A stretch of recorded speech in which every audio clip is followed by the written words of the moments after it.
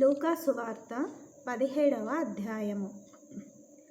ఆయన తన శిష్యులతో ఇట్లనెను, అభ్యంతరములు రాకపోవుట అసాధ్యము, కానీ అవి ఎవని వలన వచ్చునో వానికి శ్రమ. వాడి చిన్నవారిలో ఒకనికి అభ్యంతరం కలుగజేయుట కంటే వాని మెడకు తిరుగటి రాయి కట్టబడి సముద్రంలో పడద్రోయబడుట వానికి మేలు. మీ విషయమై మీరే జాగ్రత్తగా ఉండుడి. నీ సహోదరుడు తప్పిదం చేసిన ఎడల అతని గద్దించుము. అతడు మారు మనసు పొందిన ఎడల అతని క్షమించుము. అతడు ఒక దినమున 7 మారులు నీ ఎడల తప్పిదము చేసి 7 మారులు నీ వైపు తిరిగి మారు మనసు పొందితిననిన ఎడల అతని క్షమింపవలెననెను.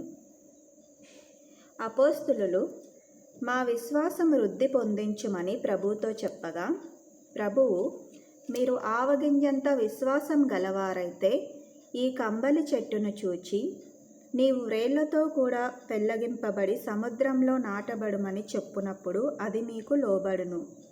దున్నువాడు గాని మేపువాడు గాని మీలో ఎవనికైనా ఒక దాసుడుండగా వాడు పొలంలో నుండి వచ్చి నీవు ఇప్పుడే వెళ్ళి భోజనం చేయుమని వానితో చెప్పడు.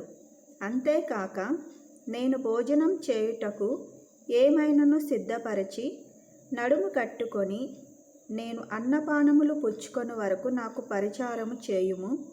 అటు తరువాత నీవు అన్నపానములు పుచ్చుకొనవచ్చునని వానితో చెప్పును గాని ఆ దాసుడు ఆజ్ఞాపింపబడిన పనులు చేసినందుకు వాడు దయచూపెనని వానిని మెచ్చున. అటువలే మీరును మీకు ఆజ్ఞాపింపబడినవన్నీ చేసిన తర్వాత మేము నిష్ప్రయోజకులమైన దాసులము, మేము చేయవలసినవే చేసి ఉన్నామని చెప్పుడనెను. ఆయన యెరూషలేమునకు ప్రయాణమైపోవచ్చు సమరయ గలిలయ మధ్యగా వెళ్ళుచుండెను. ఆయన ఒక గ్రామంలోనికి వెళ్ళుచుండగా 10 మంది కుష్ఠరోగులు ఆయనకు ఎదురుగా వచ్చి దూరమున నిలిచి, యేసు ప్రభువా, మమ్ము కరుణించుమని కేకలు వేసిరి. ఆయన వారిని చూచి, మీరు వెళ్ళి మిమ్ముని యాజకులకు కనపరుచుకొనుడని వారితో చెప్పెను. వారు వెళ్ళుచుండగా శుద్ధులైరి. వారిలో ఒకడు తనకు స్వస్థత కలుగుట చూచి గొప్ప శబ్దంతో దేవుని మహిమపరచుచు తిరిగి వచ్చి ఆయనకు కృతజ్ఞతాస్తుతులు చెల్లించుచు ఆయన పాదముల యొద్ద సాగిలపడెను. వాడు సమరయుడు. అందుకు యేసు, 10 మంది శుద్ధులైరి కారా? ఆ 90 ఎక్కడ? ఈ అన్యుడు తప్ప దేవుని మహిమపరచుటకు తిరిగి వచ్చిన వాడెవడునూ అగపడలేదా అని చెప్పి, నీవు లేచి పొమ్ము, నీ విశ్వాసము నిన్ను స్వస్థపరచునని వానితో చెప్పెను. దేవుని రాజ్యం ఎప్పుడు వచ్చునని పరిసయ్యులు ఆయనను అడిగినప్పుడు ఆయన, దేవుని రాజ్యము ప్రత్యక్షముగా రాదు. ఎందుకనగా ఇదిగో దేవుని రాజ్యము మీ మధ్యనే ఉన్నది గనుక ఇదిగో ఇక్కడనని అదిగో అక్కడనని చెప్ప వీలు పడదని వారికి ఉత్తరమిచ్చెను. మరియు ఆయన తన శిష్యులతో ఇట్లనెను, మనుష్య కుమారుని దినములలో ఒక దినము చూడవలెనని మీరు కోరు దినములు వచ్చును గాని మీరు ఆ దినమును చూడరు.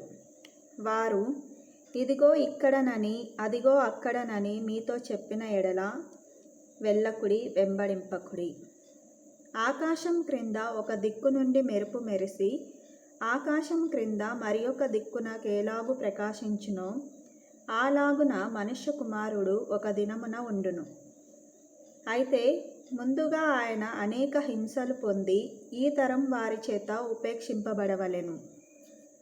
నోవహు దినములలో జరిగినట్టు మనుష్య కుమారుని దినములలోనూ జరుగును.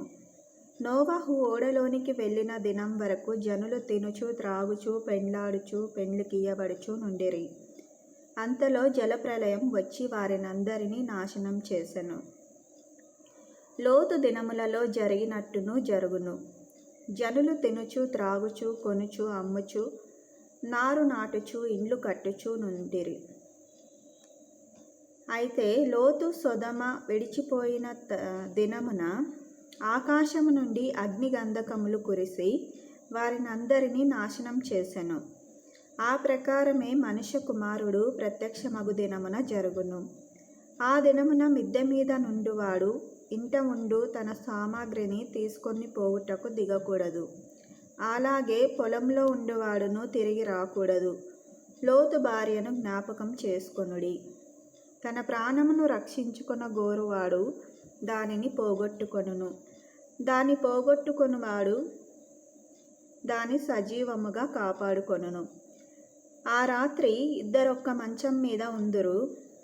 వారిలో ఒకడు కొనిపోబడును, ఒకరు విడిచిపెట్టబడును. ఇద్దరు స్త్రీలు ఒక్క తిరుగలి విసరుచుందురు. ఒకతే కొనిపోబడును, ఒకతే విడిచిపెట్టబడుననెను. శిష్యులు, ప్రభువా, ఇది ఎక్కడ జరుగునని ఆయనను అడిగినందుకు ఆయన, పేనుగు ఎక్కడ ఉన్నదో అక్కడ గద్దలును పోగవునని వారితో చెప్పెను.